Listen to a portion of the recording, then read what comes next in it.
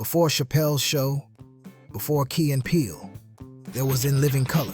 In Living Color premiered on April 15th, 1990. And from the very first episode, it was clear this wasn't your typical sketch comedy show. It was sharp, it was edgy, and it was unapologetically black.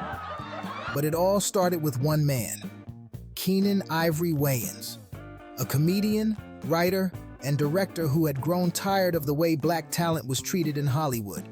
He wanted something different, something real, something that reflected the culture he knew. Loud, funny, bold, and raw. At the time, most network comedy was safe, clean, and mostly white. Shows like Saturday Night Live dominated the airwaves, but they didn't leave much room for diverse voices or urban humor. Keenen saw the gap and decided to fill it. He pitched a sketch show that would showcase black comedians, hip-hop culture, and unfiltered social commentary. But the networks weren't biting. That is, until Fox, the then new kid on the block, took a chance.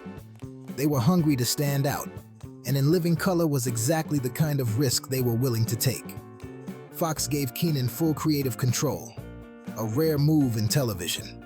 And with that freedom, he built a cast unlike anything audiences had seen before. His own siblings, fresh talent, dancers, rappers, all brought together to create a show that felt authentic and electric. But no one expected what happened next. Within weeks, In Living Color exploded. The skits were wild, the humor was razor sharp, and the Fly Girls, a high-energy dance crew led by a then-unknown choreographer named Rosie Perez, became a cultural sensation. It wasn't just a comedy show anymore, it was a movement.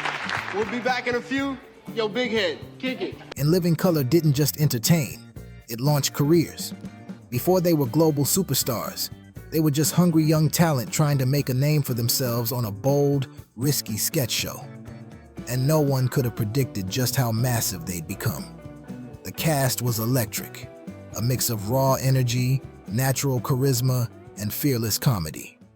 At the heart of it were the Wayans siblings, Keenen Ivory Wayans, Damon Wayans, Kim Wayans, and later Sean and Marlon Wayans.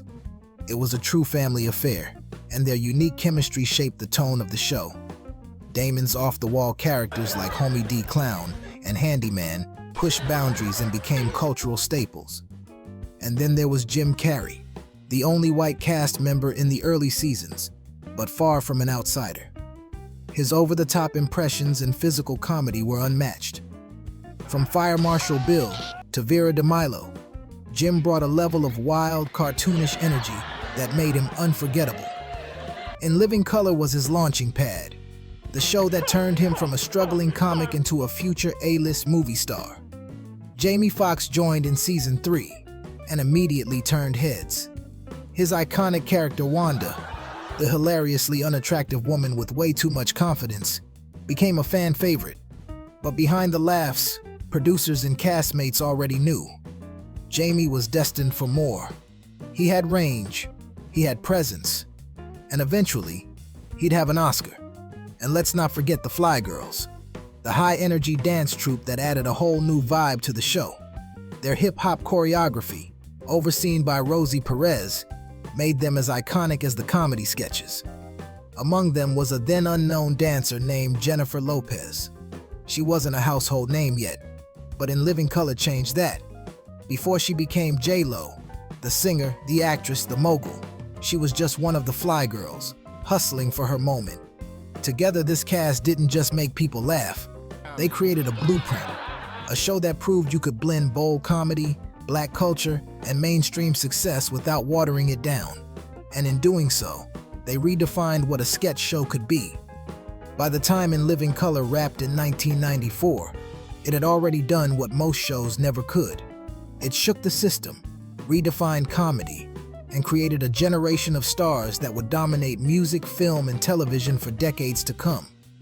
The impact wasn't just in the laughs, it was in the voice, the unapologetic tone, the way it tackled race, class, culture, and politics without flinching. Every sketch was more than just a joke. It was a mirror held up to America, a mirror most networks were too afraid to hold.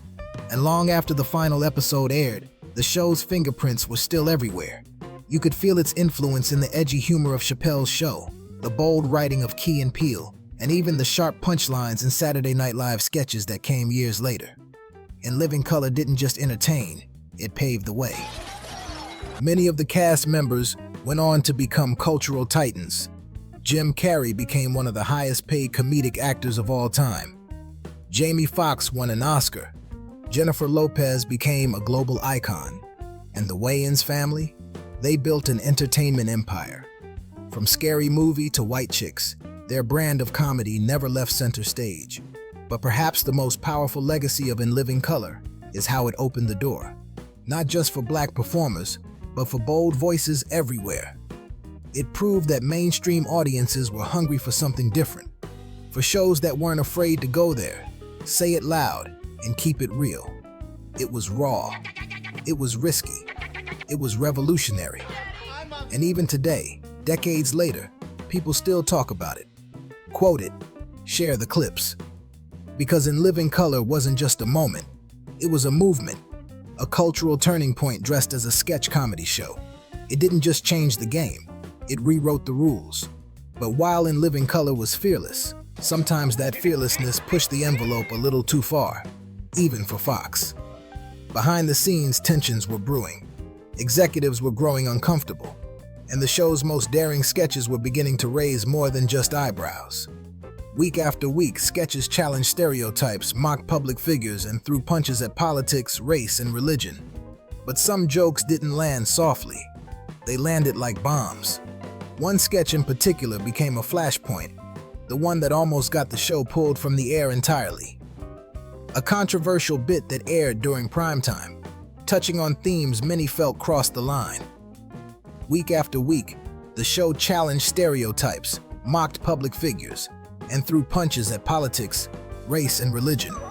But some jokes didn't land softly. They landed like bombs. And one sketch in particular didn't just ruffle feathers, it nearly blew the whole thing apart. It happened in 1992, during one of the show's biggest televised moments, a live special during the Super Bowl halftime show. While most networks were airing traditional halftime acts, In Living Color went live on Fox. That's where this comes in.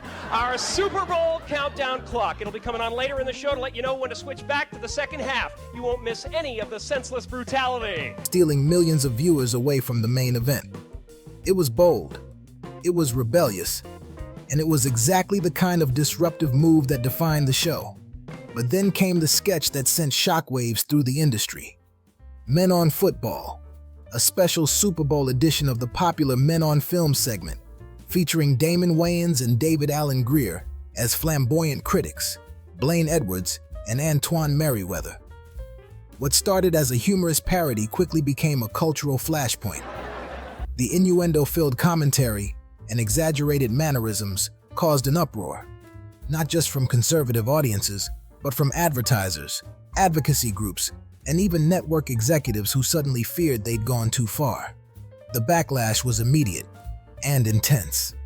Letters poured in. Sponsors threatened to pull their money. Critics accused the show of reinforcing harmful stereotypes. Behind the scenes, the network began to panic. What had once been a fearless, culture-shifting comedy revolution was starting to unravel. That sketch may have only lasted a few minutes, but its impact was seismic. It didn't kill the show directly, but it signaled a turning point. The moment when the show's rebellious spirit clashed head-on with the network's fear of controversy. From that moment on, things started to shift. Keenan's clashes with network executives grew louder. Creative control slipped further away, and by the fourth season, Keenan made a bold decision. He walked away. He didn't sign up to play it safe. He signed up to tell the truth through laughter.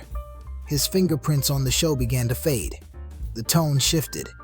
The cast started changing. And for many fans, In Living Color no longer felt like the show they fell in love with. That one sketch might not have ended the show directly, but it marked a turning point. The moment when raw comedy collided with corporate discomfort. When the spirit of rebellion met the red tape of television. The show began to lose its bite. that razor-sharp edge that had once made it unstoppable. The sketches felt safer, the satire softer, and the rebellious spirit that once electrified the screen began to fade. Behind the scenes, the original cast started peeling away too. Damon Wayans, frustrated with censorship and politics, exited the show. Jim Carrey stayed a little longer but was already being eyed by Hollywood as the next big thing. And while new cast members were introduced, the chemistry just wasn't the same. Audiences could feel it. The magic was slipping. Ratings began to decline. The show that once redefined TV comedy was now struggling to hold on to the very energy that made it iconic. And in 1994, In Living Color aired its final episode.